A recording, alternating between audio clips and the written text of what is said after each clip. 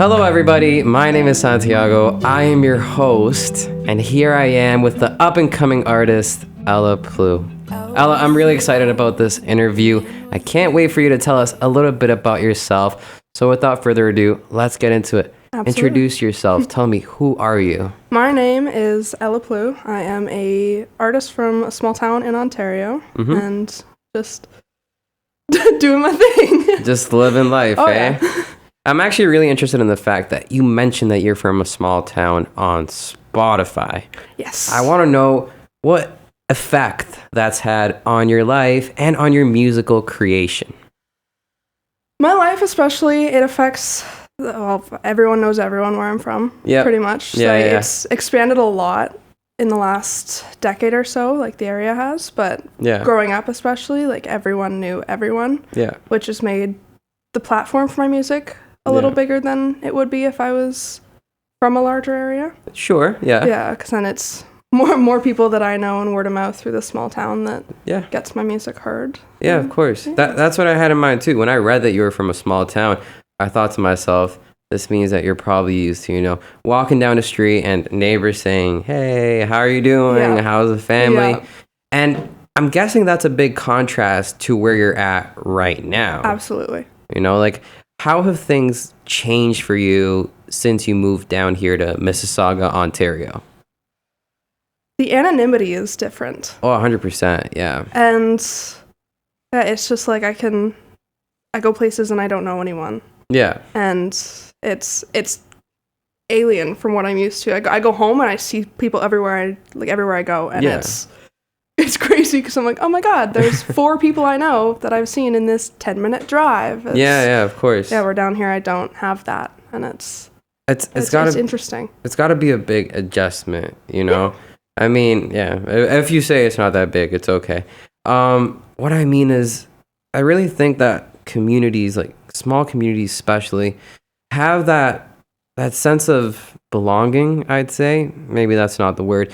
But the point is, it makes you feel like you're one of them, Absolutely. right? Like you walk down the street and like I said before, somebody says hi to you, right? Or like you said, you're driving down and you see 4 people you know.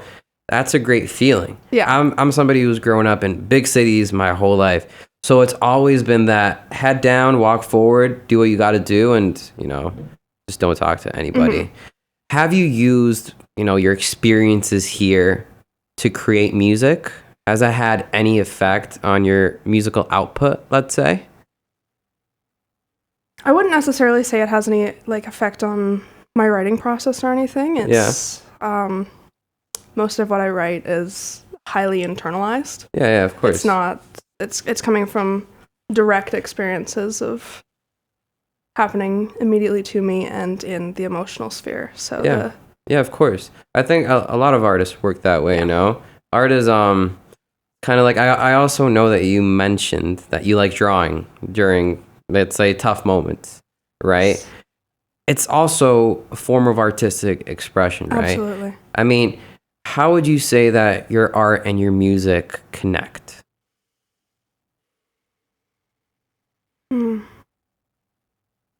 Would you say they're similar in any way? Or maybe not so similar? Yes and no. It's an outlet regardless. Okay. That's the biggest similarity between the two is it's just an outlet. Any form of art that I partake in is just a way for me to express and release, and then of course. in turn also gain just something from it. I gain more understanding of myself and the world around me and what I can and cannot do, and that's of course. And that's a big part of being an artist, being able to talk about the things that maybe we don't talk about too often on a day-to-day basis. I want to talk about the song you put out on July 2023. Yes. In and Out. And before I do that, I just want to say that I love the song. Thank you. I think it was very creative, unique. I liked it a lot. Thank you. Why don't you tell us a little bit about the process behind making that song? Okay, so I wrote that song in 2021. Okay. So it was written 2 years before it was released and everything. I was 17 at the time. Yeah. I had went through a quite nasty breakup. Yeah. 17 is the time. It happens at 17. Yeah. It happens at any point. And at 17, it feels like the world is ending because you don't know anything else. And of course. Yeah, from there that I drew on the feelings of that and the way that it hurt and the impacts that it made on my life. And just wrote from there. No, I mean, I think that's a very noble thing to do. You know, at that age, we're very, I don't know if susceptible is a word, but we feel more, in my opinion. So a breakup can definitely maybe do more damage than maybe today. Yeah. I'm guessing the person you are today is different from the person you were back then. Yeah. And, you know, keeping to that, I want to know how your views on music have changed since you put out that song, since you created it, let's say. Can you rephrase the question? Sure. What I mean is, the song you put out in 2023 seems like a big checkpoint, right? It's like your first output as an artist to the world. And I don't know if you've maybe released other songs before that, but this is the main one that you have on Spotify, right? And I think that might be a moment where things change, you know, where you realize that, okay, I do like making music. I do want to make it a career. Maybe I don't, right? So the question in my case would be, how have you changed since then? And how has music changed with you? Has it changed at all? If it hasn't, that's okay. But I feel like it might be a time where things could happen, you know? Yeah. Yeah. I feel like in the time since, I have written music a lot less than I did prior to writing In and Out. Yeah. Like before I wrote In and Out, it was like anything and everything I would write about and just spitballing ideas. And then I pulled that one out and went, wow, this is really different than anything I've done before. Yeah. And it was because it was coming from such a different place. Than all the other ones of like, oh, I feel like writing today versus, oh my God, I really need to write now. Yeah, of course. So I feel like with that, it's like that's the biggest difference. Yeah. Is that I'm not really creating music for the sake of creating music anymore. I'm creating it when I have something to say. Yeah. And that's actually something really powerful, you know? I think if you really have a message to get out there, even if it's a really personal message, you know, there's a big chance you're impacting people without even realizing it, right? Yeah. And I also want to touch on the fact that you're a student, you know? You're a student and you're making music. Yes. I want to know how being a student has impacted your musical career. It has also put it to a back burner a little bit. Okay. Like my music sits more of a back burner than my studies do, just because university is hard. And so is making music, so I have to prioritize from there. It's, I don't know. I still play a lot. I'm still singing a lot. It's just I'm creating a lot less. Yeah. Well, I mean, when you say creating, what do you refer to? Like actually making a song, or actually like making a song and sitting down with the intention of writing? Yeah. Like creating probably wasn't the right word. I write a lot of poetry. There you go. Yeah. It's a different kind of art. A bit. Yeah. But I'm not writing music as much. Well, I mean, I think it's kind of like I was asking you before, how music has evolved over time with you. Yeah. You know, I think maybe your poetry might be a different extension of your musical abilities, you know? So there's that. It definitely seems like there's been progress. Yeah. Right? And I think a lot of artists out there who are in a similar situation to you can definitely admire the fact that even if you're not putting out as much music, you're still doing something that you love, right? And it's become an output for you, or a way to vent, let's say, to get those emotions out, because they do build up, right? I know that you're studying psychology. Yes. And I think that psychology and art even have a lot to do with each other, you know? Do you feel that your studies here have made any impact on your artistic expression, let's say? Have they made you think about it differently or things like that? I understand the processes behind my writing, and especially the inspiration for my writing, a lot better than I did before. Yeah, of course. Where even in and Out, I feel like there's like a sense of like, I don't know, lostness, if that's a word. Yeah. Well, I mean, if it's not a word, it's okay. We get it. Yeah. Yeah. Like it's In-N-Out feels kind of just like lost a little bit, where compared to now, I look at it and I'm like, oh my God, that makes so much sense now because I understand what I was feeling a lot better. Yeah.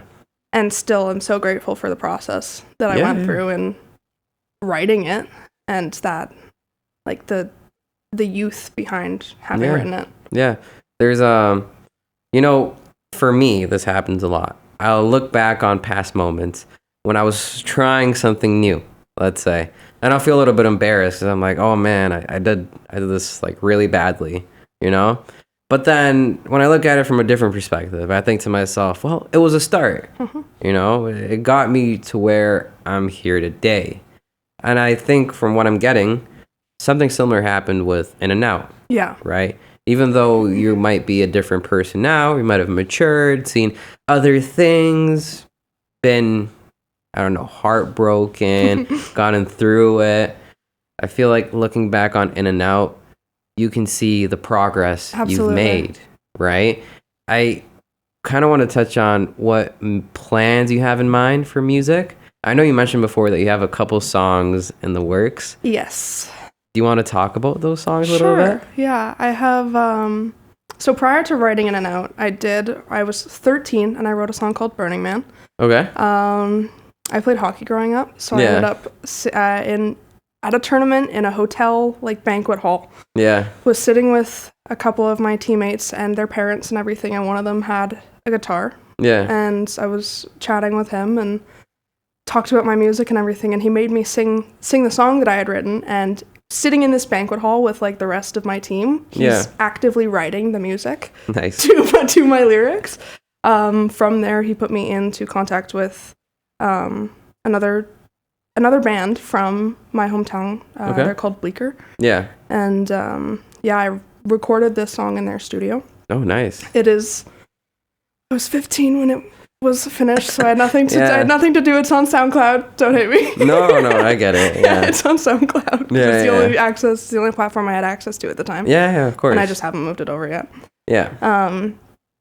So even before In-N-Out, I've been making music. Working on my music and pulling it together. And then since then, I have 2 more that I have written. Cool.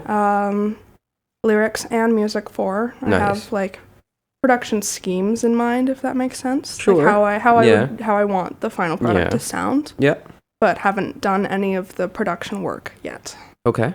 Yeah.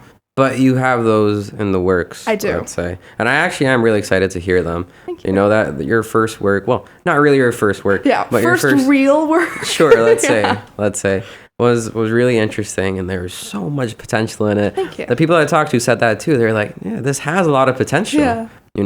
So I'm definitely excited to hear what you come up with, and I think that was a really nice story to share. I didn't know you played hockey. I did. But that's pretty interesting to hear. We all have those little memories as kids, I guess, that stick with us through our lives, right?